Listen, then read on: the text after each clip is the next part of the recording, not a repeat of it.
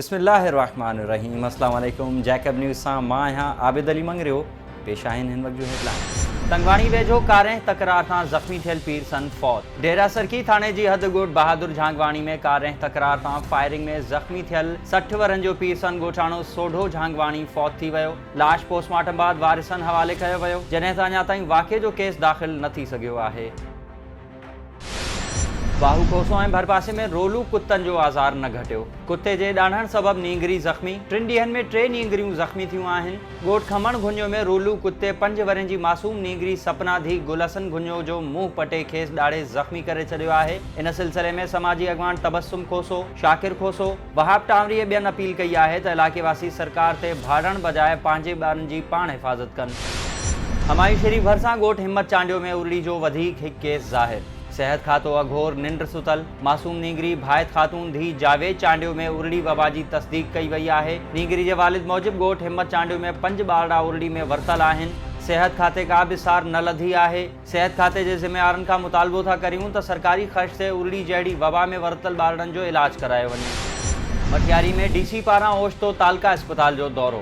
सहूलतनि जी खोट ऐं सफ़ाई न हुअण ते कावड़ जो इज़हार। डेप्यूटी कमिश्नर सैयद मुर्तज़ा अली शाह तालका अस्पताल जे ओचितो दौरे दौरान दवाउनि जी खोट, डॉक्टर्स ऐं पैरामेडिकल स्टाफ जी गैर हाज़िरी बाबति अवामी शिकायतुनि जो जाइज़ो वरितो ऐं अस्पताल में सहूलतनि जी खोट ॾिसी सख़्त कावड़ जो इज़हार कयो। DC जो चवणु हो त MNA मखदूम जमीलुज़्ज़मा ऐं सूबाई वज़ीर मखदूम महबूबुज़्ज़मा जी हिदायतुनि ते सेहत मर्कज़नि जो दौरो करे रहियो आहियां, जॾहिं त इन खां अलावा DHO ऐं ACs खे ज़िले जी अस्पतालनि बाबति रोज़ानो जी बुनियाद ते रिपोर्ट पेश करण जूं हिदायतूं कयूं आहिनि। मीरपुर ख़ास टोल प्लाज़ा वेझो SSP उमरकोट रोड हादसे में ज़ख़्मी। SSP उमरकोट शाहजहान पठान कराची खां उमरकोट वञी रहियो हो त मीरपुर ख़ास टोल प्लाज़ा वेझो संदसि गाॾी जो ट्रक सां टक्कर थी पियो, जंहिं जे नतीजे में SSP ऐं संदसि ड्राइवर ज़ख़्मी थी पिया। इत्तला ते SSP मीरपुर ख़ास फैसल बशीर मेमण हादसे वारे हंधि पहुची जाइज़ो वठण बाद अस्पताल वञी SSP उमरकोट समेत ज़ख़्मी जी अयादत बि कई। मटियारी में ज़िले इंतज़ामिया पारां ईद जे सिलसिले में सफ़ाई मुहिम जो आगाज़। DC मटियारी जी हिदायतनि ते असिस्टेंट कमिश्नर अब्दुल मजीद ज़ारानी शहर में ईद उल फितर जे सिलसिले में सफ़ाई सुथराई जो जाइज़ो वरितो ऐं शहर जी अहम जॻहनि चौकनि ऐं घिटियुनि में सफ़ाई सुथराई जी निगरानी कई। AC जो चवणु हो त पूरे ज़िले में ईद उल फितर वेझो अचण सबबि सफ़ाई सुथराई जी मुहिम हलाई पई वञे, जेका ईद उल फितर ताईं जारी रहंदी। टंडो मस्ती क़ौमी शाहराह ते तेज़ रफ़्तार ट्रॉलर जे टक्कर में 2 ॼणा ज़ख़्मी। दुआ चौक भरिसां तेज़ रफ़्तार ट्रॉलर जे टक्कर में कराची खां पंजाब वींदड़ मोटरसाइकिल सवार 2 ॼणा पोरियत अब्दुल अज़ीज़ भुट्टो ऐं मोहम्मद यूसुफ भुट्टो सख़्त ज़ख़्मी थी पिया। इत्तला ते पुलिस पहुची ट्रॉलर खे तहवील में वठी ड्राइवर खे गिरफ़्तार करण बाद ज़ख़्मियुनि खे सिविल अस्पताल ख़ैरपुर मुंतक़िल कयो। उडेरोलाल में घिटी जे लंघतां कोली बिरादरी जी 2 धुरियुनि में झेड़ो, 2 ॼणा ज़ख़्मी। ॻोठ ताहिर इंगोरो लॻकोट ग़ुलाम मोहम्मद में लठियूं लॻण सबबि चंदू कोली ऐं हीरो कोली ज़ख़्मी थी पिया, जिन खे उडेरोलाल पुलिस लेटर ॾेई तालका अस्पताल मटियारी रवानो कयो।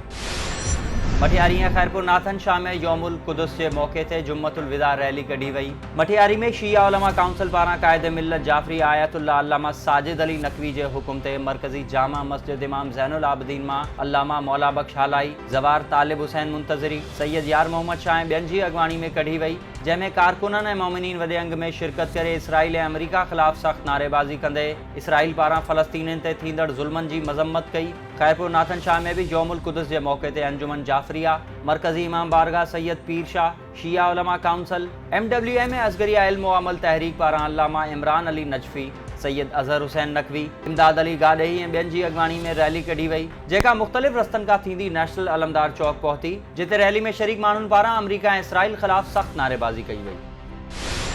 झारो भरिसां सरदार बहरान ख़ान चांडियो ऐं सरदार गौराम ख़ान जोखियो जी इफ़्तार पार्टी में शिरकत। समाजी अॻवान अमीर चांडियो, सालेह चांडियो, मीर चांडियो ऐं ॿियनि पारां इलाइक़े जे सियासी समाजी अॻवाननि जे मान में इफ़्तार पार्टी ॾिनी वई, जंहिंमें नवाब बुरहान ख़ान चांडियो ऐं सरदार गौराम ख़ान जोखियो पारां ख़ुसूसी शिरकत कई वई। ऐं सकरंड वेझो फुर दौरान मज़म्मत करण ते मोटरसाइकिल सवार गोली लॻण सबबि ज़ख़्मी। हुसैनाबाद कॉलोनी वासी राना वसीम राजपूत खां 2 हथियारबंद मोटरसाइकिल सवारनि फुर जी कोशिश कई। मज़ामत ते फोरुनि खेसि गोली हणी ज़ख़्मी करे छॾियो, जॾहिं त ज़ख़्मी जे दोस्तनि हिम्मत करे हिकु फोरू खे मौक़े ते पकड़े वरितो, जेको तशद्दुद सबबि बेहोश थी वियो। ज़ख़्मी खे तालका अस्पताल सकरंड मां तिब्बी इमदाद ॾियण बाद ॻणती जोगी हालत में नवाब शाह मुंतक़िल कयो वियो आहे। ही हुयूं हिन वक़्त ताईं ख़बरूं। वधीक ख़बरुनि ऐं अपडेट्स लाइ विज़िट कयो असांजी वेबसाइट www.jacobnewshd.com ऐं फेसबुक ते फॉलो कयो। ॾिसंदा रहो जैकब न्यूज़, ख़बर खां हक़ीक़त में।